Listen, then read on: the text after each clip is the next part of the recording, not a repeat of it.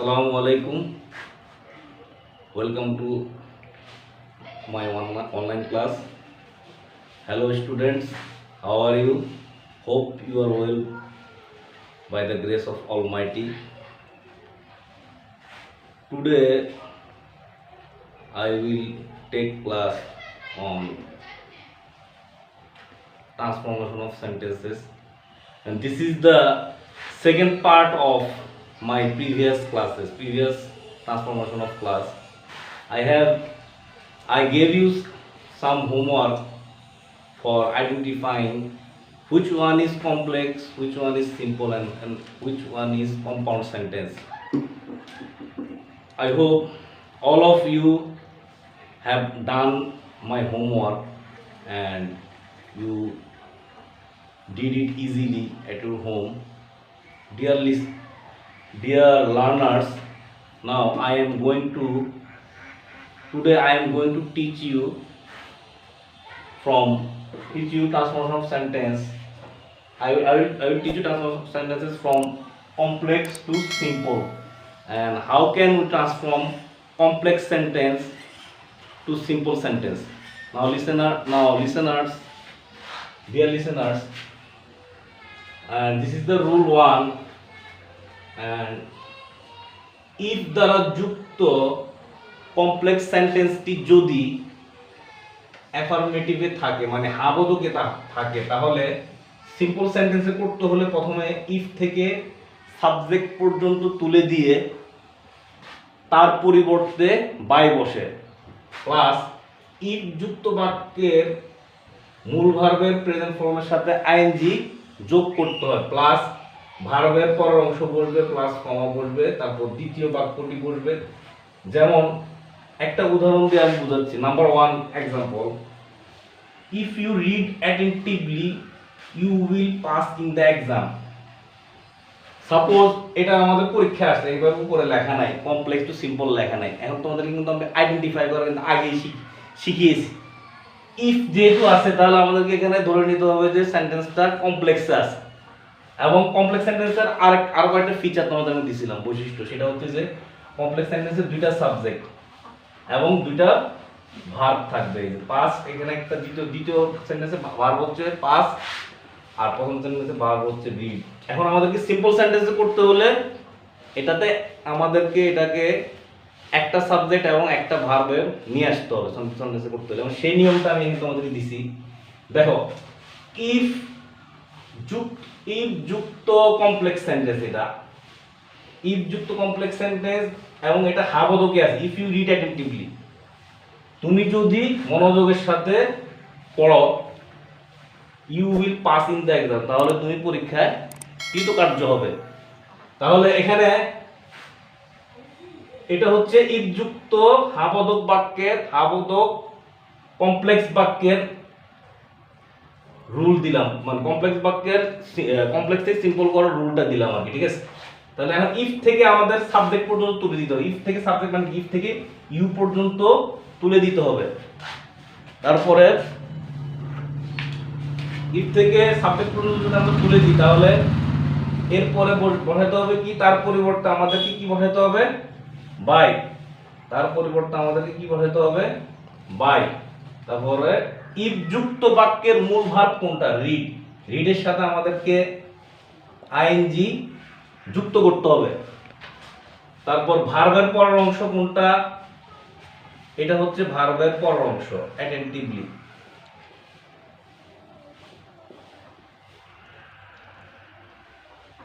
তারপরে কমা বসাতে হবে। তারপরে দ্বিতীয় বাক্যটি যেরকম আছে ঠিক সেরকমই লিখতে হবে, যেভাবে আছে ঠিক সেভাবেই লিখতে হবে।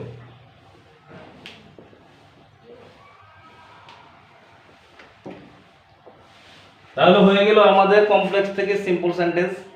এখন এই বাক্যটা লক্ষ্য করো, এখানে আমাদেরকে আগে যারা বুঝে না তাদেরকে আগে বুঝতে হবে যে সাবজেক্ট কোনটা। ইউ হচ্ছে সাবজেক্ট, রিড হচ্ছে ভার্ব, এটা হচ্ছে তোমার বাকি অংশ। আমি তোমাদের সুবিধার জন্য মার্কিং করে দিচ্ছি। আর এটা হচ্ছে আমাদের দ্বিতীয় বাক্য। তাহলে যারা নিউ লার্নার তাদের জন্য মোটামুটি এটা করতে একটু ইজি হয়ে যাবে, ঠিক আছে? এই জন্য আমি একটু মার্কিং করে দিলাম। এখন তাহলে আমরা লক্ষ্য করো এটা যে সিম্পল সেন্টেন্স হয়েছে তার কি প্রুফটা আছে দেখো। এখানে আমরা বাই একটা প্রিপোজিশন আনছি, ইফ আর ইউ টু ইফ থেকে ইউ পর্যন্ত তুলে দিয়ে মানে ইফ থেকে সাবজেক্ট পর্যন্ত তুলে দিয়ে বাই নিয়ে আসছি এবং মূল ভার্বের সাথে আইএনজি করে আইএনজি যুক্ত করছি। মূল ভার্বের সাথে আইএনজি যুক্ত করার ফলে বাই এটার আগে বাই প্রিপোজিশন আনার কারণে এখানে সাবজেক্টটাও চলে গেছে এবং রিডটা হয়ে গেছে রিডিং মানে পড়ার মাধ্যমে, এটা জিরার মানে নাউন ফর্মে চলে গেছে আর কি, ঠিক আছে? এবং এখন এটা আর কোনো পূর্ণাঙ্গ বাক্য না, এটা একটা ফ্রেজ হয়ে গেছে, এটা একটা ফ্রেজ হয়ে গেছে। এবং এখানে এই বাক্যে আর কোনো সাবজেক্ট আর কোনো ভার্ব নাই এবং এই বাক্যটার মধ্যে সাবজেক্ট এবং এই বাক্যটার মধ্যে একটা সাবজেক্ট এবং একটা ভার্ব আছে। You will pass in the exam মানে মনোযোগের সাথে পড়ার কারণে তুমি পরীক্ষায় কৃতকার্য হবে। তার মানে প্রথম বাক্যের সাবজেক্ট এবং ভার্বটাকে আমরা প্রিপোজিশন আগে ভার্বের আগে প্রিপোজিশন এনে এবং ভার্বের সাথে আইএনজি যুক্ত করে ভার্ব এবং সাবজেক্টটা অমিট করে দিয়েছে এবং দ্বিতীয় বাক্যের সাবজেক্ট এবং ভার্ব হুবহু একই রকম আছে, দ্বিতীয় বাক্যটা হুবহু একই রকম আছে। এবং নাম্বার 2 এক্সাম্পল দেখো, এক্সাম্পল নাম্বার 2 এখানেও সেম একইভাবে ইফ থেকে আমাদেরকে সাবজেক্ট পর্যন্ত উঠিয়ে দিয়ে আমাদেরকে বাই নিয়ে আসতে হবে, বাই তারপরে মূল ভার্ব যেটা আছে সেটার সাথে আমাদেরকে আইএনজি যুক্ত করতে হবে। মনে রাখতে হবে যে এখানে থার্ড পারসন সিঙ্গুলার নাম্বার হওয়ার কারণে ভার্বের সাথে এস যুক্ত হয়েছে, কিন্তু আইএনজি যুক্ত করার সময় কিন্তু এস সহ কিন্তু যুক্ত করা যাবে না, ঠিক আছে? এটা বেস ফর্ম যেটা ভার্বের যেটা বেস ফর্ম ওয়ার্ক সেটার সাথে আইএনজি যুক্ত করতে হবে। তোমরা কিন্তু আবার দেখো আবার ওয়ার্কসিং লিখে ফেলো না কিন্তু, ঠিক আছে? ওয়ার্কিং লিখবা। আর এই ওয়ার্কের পরে আমাদের বাকি অংশ কোনটা? হার্ড। এবং দ্বিতীয় বাক্যটা হু যা আছে তাই আমাদেরকে লিখতে হবে।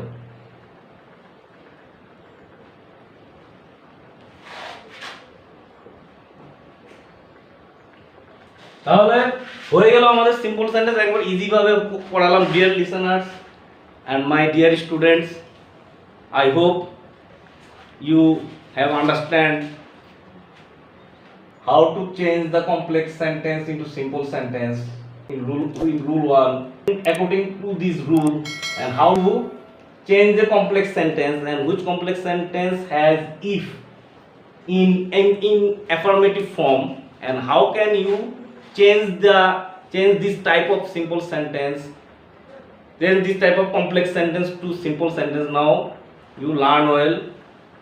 After the end of my class I will give some homework on that rule. Now I am going to do another rule, and that is rule number 2. Dear students, এখন আমরা রুল 2 দেখব।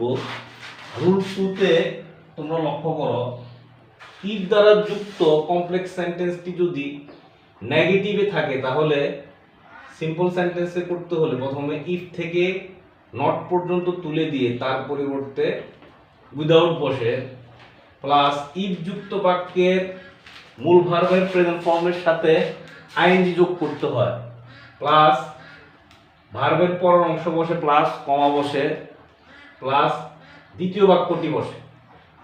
এখন ডিয়ার স্টুডেন্টস, তোমরা লক্ষ্য করলে দেখবে যে এটা রুল 1 এর ঠিক অপোজিটটা আর কি। এখানে রুল 1 আমরা দেখছিলাম যে ইফ যুক্ত কমপ্লেক্স সেন্টেন্সটি যদি হ্যাঁ বোধকে থাকে তাহলে ইফ থেকে তখন আমরা সাবজেক্ট পর্যন্ত তুলে দিয়েছিলাম, সাবজেক্ট পর্যন্ত তুলে দিয়ে বাই নিয়ে এসেছিলাম। আর এখানে আমরা ইফ থেকে নট পর্যন্ত তুলে দিয়ে তার পরিবর্তে উইদাউট এনেছি। ওই নিয়মটা সম্পূর্ণ অপোজিট। এখন আমরা এটা করি, দেখো কমপ্লেক্স থেকে সিম্পল করি। দেখো ইফ থেকে নট পর্যন্ত তুলে দিয়ে আমরা উইদাউট বসালাম, তারপরে ইফ যুক্ত বাক্যের মূল ভার্ব হচ্ছে এটা, ইফ যুক্ত বাক্যের মূল ভার্ব হচ্ছে এটা, মূল ভার্ব মানে হচ্ছে প্রিন্সিপাল ভার্ব। তাহলে এটার সাথে আমরা আইএনজি যুক্ত করলে রিডিং হবে, এবং এই ভার্বের পরের অংশ হচ্ছে অ্যাটেন্টিভলি,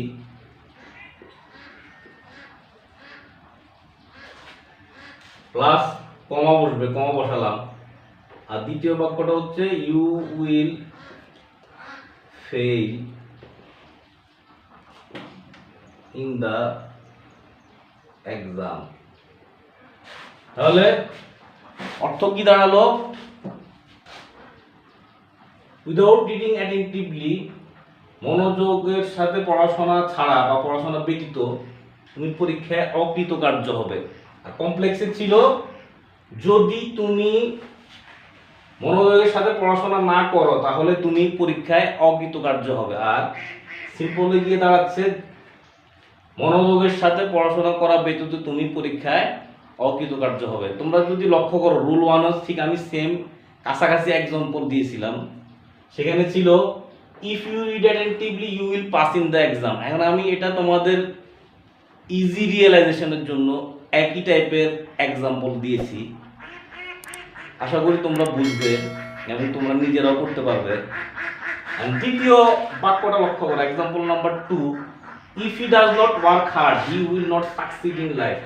যদি সে কঠোর পরিশ্রম না করে তাহলে সে জীবনে উন্নতি লাভ করতে পারবে না, সাফল্য লাভ করতে পারবে না। এটাও আগের রুল 1 এর এক্সাম্পল 2 এর একই কাছাকাছি টাইপের এক্সাম্পল দিছি তোমাদের ইজি রিয়েলাইজেশনের জন্য। Dear student, now let's see. এখানে আমরা তাহলে রুলের দ্বিতীয় করতে যাই, তাহলে ইফ থেকে আমাদের নট পর্যন্ত তুলে দিতে হবে, তার পরিবর্তে আমাদেরকে কি নিয়ে আসতে হবে? উইদাউট নিয়ে আসতে হবে। তারপর এখানে মূল ভার্ব হচ্ছে ওয়ার্ক, এটার সাথে আমাদেরকে আইএনজি যুক্ত করতে হবে। এটার পরবর্তী অংশ হচ্ছে হার্ড।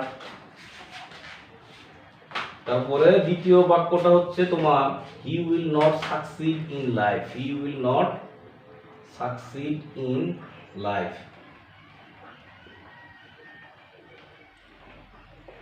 তাহলে লক্ষ্য করো, এটা অর্থ দাঁড়াচ্ছে কঠোর পরিশ্রম ব্যতীত সে জীবনে সাফল্য লাভ করতে পারবে না।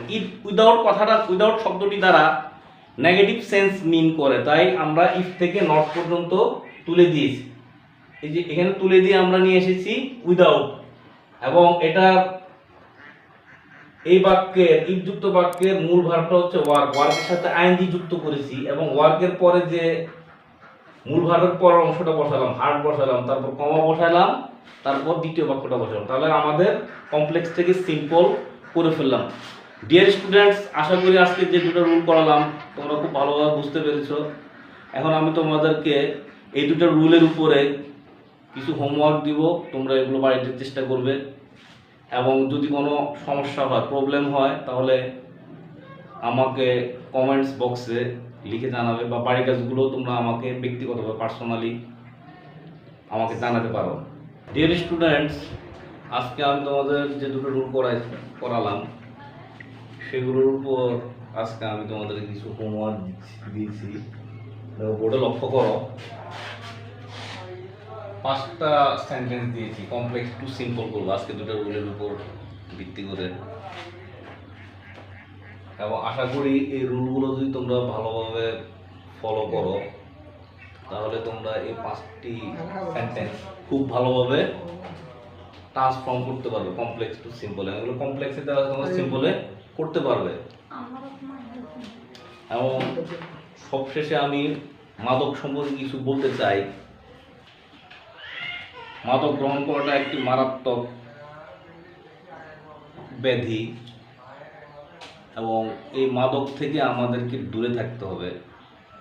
মাদকের কারণে অনেক তরুণীর জীবন ধ্বংস হয়ে যাচ্ছে, তারা তাদেরকে ধ্বংসের দিকে ধাবিত করে দিচ্ছে।